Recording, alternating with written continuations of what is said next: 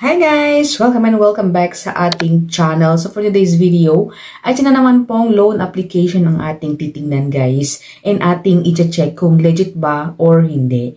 And itong lending application guys, ay makikita lamang po sa App Store. Ayan. And sila daw ay nagpapautang up to 50,000 pesos. Ayan. Before we go on guys, sa mga hindi pa nag-subscribe, mag-subscribe na, i-hit ang bell button para ma-update ka sa coming videos and tutorials. And of course, mag-comment down sa baba para mapabilang din kayo sa mga upcoming na pag-giveaways natin.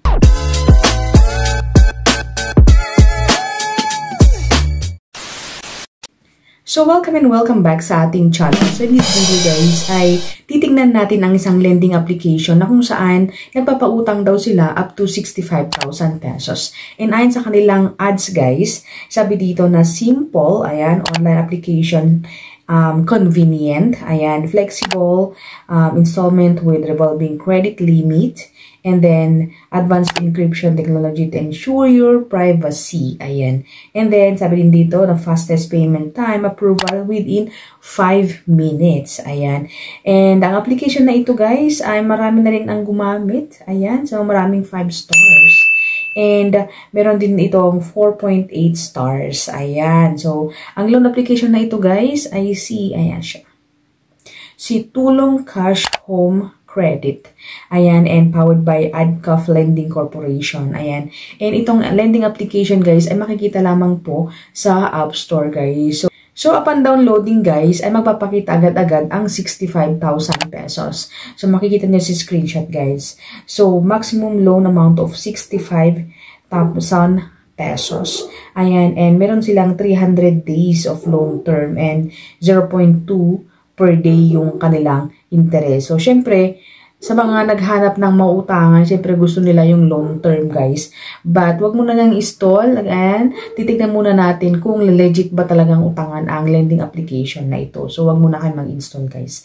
So, click natin yung apply. Ayan. So, upon clicking that one, ay magre-require sila ng isang active na phone number kasi mag-send sila ng OTP. So, basic na yun, guys. And after which, click natin yung login. And ito na siya. Sa 65,000 pesos na sinabi kanina, ngayon naman is 10,000 pesos yung maximum daw. Ayan. So, click natin yung apply. Again. Ayan. So, ito na siya. So, certification conditions sa ating authentication, job information, payment, account information, personal information, and yung contact information natin. So, yung mga ID na pwede dito, guys, is UMID, driving license, passport, TIN ID, SSS, voter's ID, health card, or yung PhilHealth natin, and yung national ID. Kung wala naman yun, guys, ay meron naman yung option dito, postal ID, PRC, and Pag-ibig ID. And of course, ay pipili pa natin yung mga information natin, personal information. So, basic na yun, guys.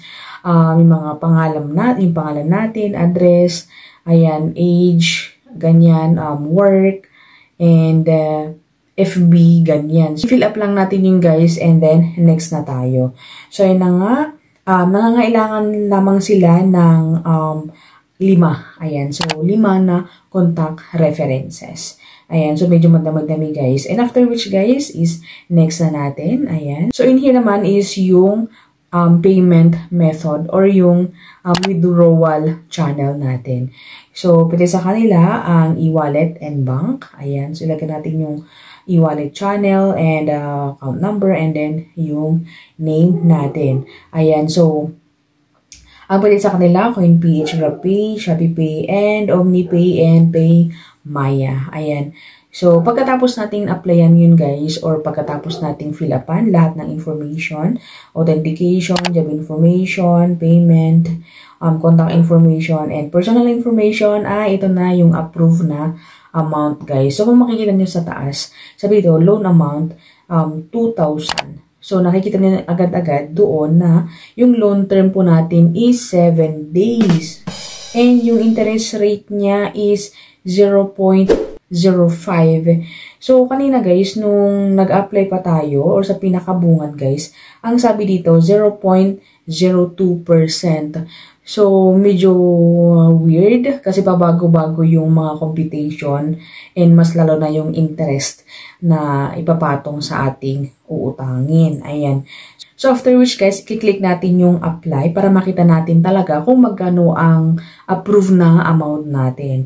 Ayan. So makikita nyo sa screenshot guys na tumataginting na 3,000. Kanina 2,000. Ngayon naman 3,000 pesos. So makikita nyo guys dito, disbursal amount is 1,800. So malaki yung kakaltas. Pero tignan natin yung mga ikakaltas guys. Processing fee of 1,000 pesos. So, sobrang taas naman yung processing fee.